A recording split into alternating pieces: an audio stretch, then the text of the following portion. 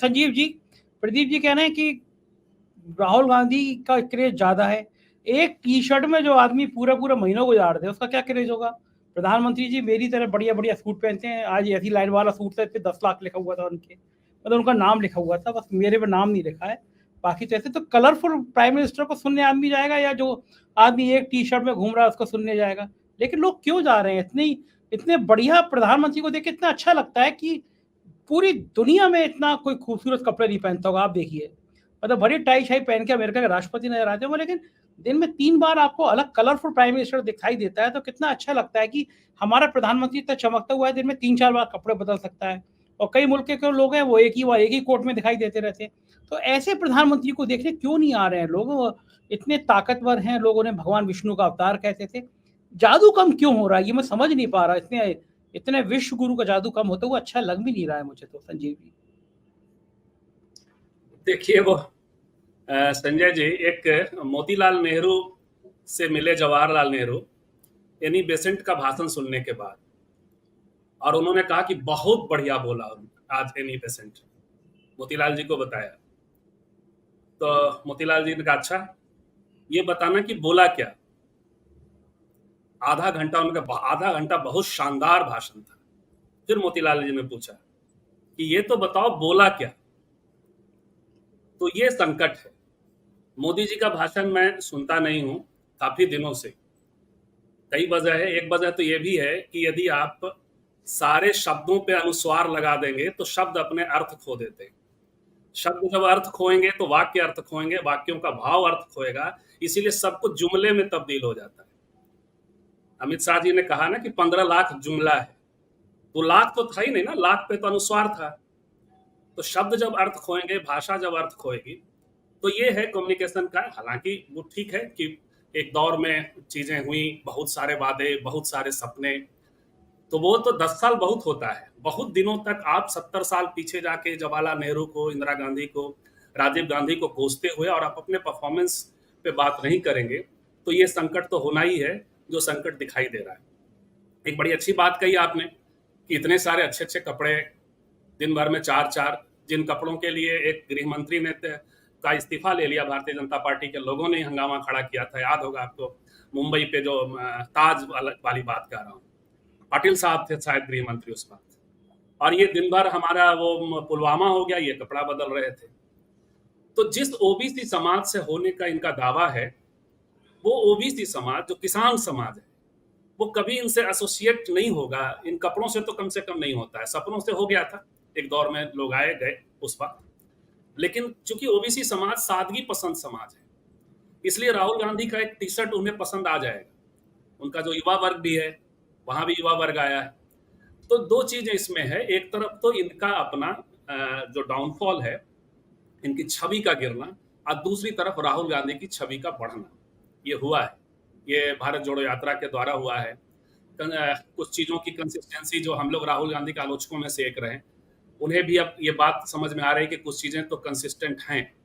भारत जोड़ो यात्रा के बाद हम लोग कंसिस्टेंसी के सवाल उठाते रहते थे, वो हम लोगों को उत्तर मिल गया है। तो ये कम से कम अभी एक मसले पे और कंसिस्टेंसी का सवाल हम लोग उठाते रहते हैं, वो है सामाजिक न्याय। हम थोड़ा और टेस्ट करना चाहते हैं राहुल गांधी को। इसके बावजूद राहुल गांधी ने एक ट्रस्ट पैदा किया है जनता के बीच में।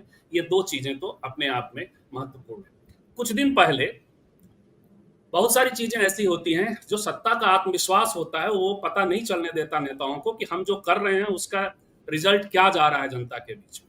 इसीलिए पहले राजा महाराजा कभी कभी भेष बदल के घूमते थे। कुछ कहानियां हम लोग सुनते हैं कि जो है रात में गए, बात की, हमारे बारे में क्या बात हो रही वो भी सुनते थे। कई बार तो ऐसी स्थिति होती थी कि चीजें जानकर राजा वैराग्य की ओर चला जाता था। कई बार ऐसी स्थिति होती है कि राम और सीता की कहानी हम जानते हैं कि क्या किया। भले ही हम आप आलोचना कर सकते हैं कि सीता को जंगल नहीं भेजना चाहिए था, लेकिन भेजा, जनता की बात सुन करके भेजा। तो ये जनता से बात, इंटरेक्शन का तो कोई मसला है नहीं। सेल्फ सेंटर्ड लोग जब ऐसा करते हैं, मैं एक मंत्री के यहाँ बैठा हुआ था, इनके ही मंत्री के यहाँ, तो वो कह रहे थे कि मुझे ये बात नहीं समझ में आ रही है कि कौन मोदी जी और शाह साहब को बता रहा है कि ईडी भेजो, सीबीआई भेजो, क्योंकि इससे जो है कोई बहुत पॉजिटिव इंपैक्ट न जनता के बीच में है, न पॉलिटिकल सर्किल में। तो आप जो कर रहे हैं, आपको लगता है कि आप जब उसके जो रिएक्शन है, आपके अति आत्मविश्वास का रिएक्शन है, उसका भी एक आप जनता के बीच में आप उदासीनता के फॉर्म में देख सकते हैं। तो इस तरह से मुझे लगता है कि ये एक तरफ तो इनके परफॉर्मेंस का प्रसंग है, और दूसरी तरफ राहुल गांधी लगातार उनके, आप जिन राज्यों में अभी चुनाव है, वहाँ जो उनके वादे हैं, उस लिहाज से भी देखा जाए, और एक फैक्चुअल स्थिति ये भी है कि इन तमाम राज्यों में कांग्रेस का एज है, तो इस लिहाज से भी वहाँ मेरा बस सिर्फ इतना कहना है जो प्रदीप जी कह रहे थे, और वो ये कि इनके इस परफॉर्मेंस से इंडिया गठबंधन के भीतर भी कुछ लोगों में बेचैनी है। एग्जैक्ट वैसा नहीं है, वैसा होगा ही, क्योंकि कांग्रेस भी वेट कर रही है कि 5 राज्यों का परफॉर्मेंस जैसा होगा उसके अनुसार। जैसे आज नीतीश कुमार जी ने कुछ बात कही, तो वहां राहुल गांधी को थोड़ा सा मुझे डर कई बार लगता है कहीं कांग्रेस वाले ही राहुल गांधी को फेल न कर दें, क्योंकि राहुल गांधी की जो लीडरशिप है, राहुल गांधी ने प्रूव किया है, जो अभी समय की मांग है, नरेंद्र मोदी से हेड ऑन करता तो राहुल गांधी दिखाई पड़ रहा है, अडानी से हेड ऑन करता तो राहुल गांधी दिखाई पड़ रहा है। तो यहाँ कांग्रेस यदि रणनीति के तहत कई सारी चीजें इन्हें करने की जरूरत थी। आत्मविश्वास भी नहीं होना चाहिए, आगे उसको देखना भी नहीं चाहिए, मतलब ये वेट करने की जगह इंडिया गठबंधन के भीतर की भी चीजें जो अनरेस्ट है, उसको आगे बढ़कर के राहुल गांधी यदि एड्रेस करते, तो मुझे लगता है कि उनके नेतृत्व के प्रति भी एक जो ट्रस्ट बनेगा, वो इस तरह का जनता के बीच में उनका जो रिस्पांस मिल रहा है, उस रिस्पांस को बढ़ाएगा ही।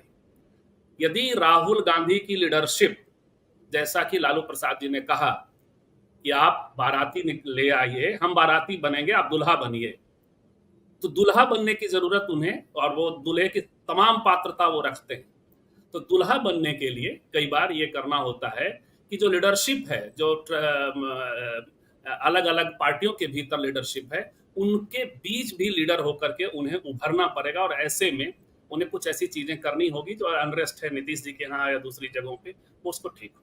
लेकिन ये संकट आप देखिए, अब फिर अंतिम बात मैं अपनी कर लूं कि ये डिमांड राहुल गांधी से इंडिया के प्रसंग में है, ये चीज आप मोदी जी से एक्सपेक्ट नहीं कर सकते। राहुल से आप एक्सपेक्ट कर सकते, इसलिए राहुल से आप बात कर रहे हैं।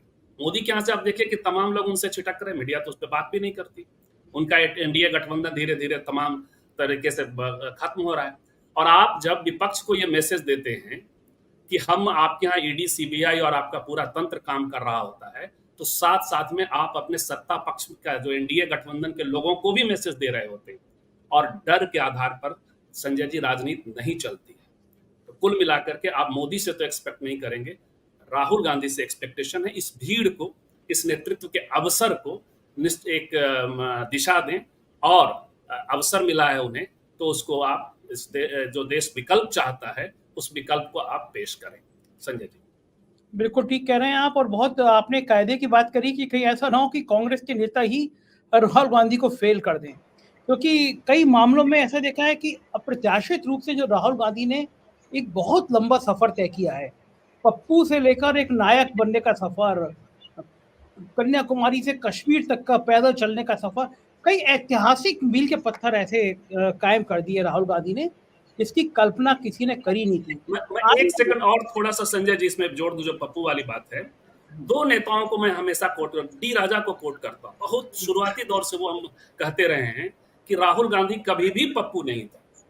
राहुल गांधी, इन लोगों ने बजट के पैसे लगाए, राहुल गांधी को सबसे खराब दिनों में कांग्रेस मिला, और निश्चित तौर पे जब खराब दिनों में कांग्रेस डाउनफॉल की स्थिति में मिलेगी, तो किसी के लिए भी कठिनाई होगी। राहुल गांधी कभी पप्पू थे नहीं। संजय जी।